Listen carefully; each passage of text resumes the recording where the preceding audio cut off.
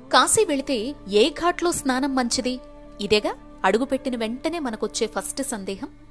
ఉత్తరవాహినిగా ఉన్న గంగమ్మ తల్లి వెంబడి కాశీలో 84 నుంచి 86 ఘాట్ల వరకు ఉన్నాయి.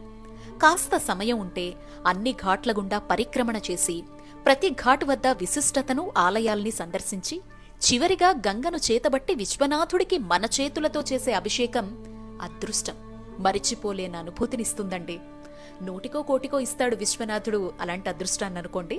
అలా కుదరలేదు అనుకునేటువంటి పక్షంలో మనల్ని మనం పవిత్రుల్ని చేసుకునేందుకు ఎక్కడ స్నానం చెయ్యాలి, ఎక్కడ పిండ ప్రదానాలు వదలాలి అని ఆలోచిస్తే కాశీలో పంచగంగా స్నానం చాలా చాలా పుణ్యప్రదం అండి. పంచగంగలు అంటే అస్సి, దశాశ్వమేధ్, కేదార్ ఘాట్, మణికర్ణిక, హరిశ్చంద్ర ఘాట్ల స్నానాలు.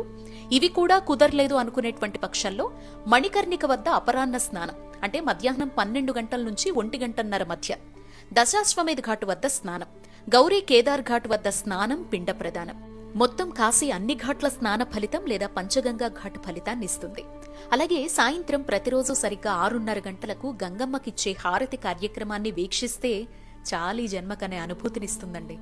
ఇందులో ఏ ఒక్క అవకాశాన్ని గంగమ్మ మనకిచ్చినా మహద్భాగ్యంగా భావించి మన వల్ల అమ్మ పవిత్రతకు ఎటువంటి భంగం కలగకుండా అంటే జాగ్రత్తగా మునక వేసి బయటకు రావడం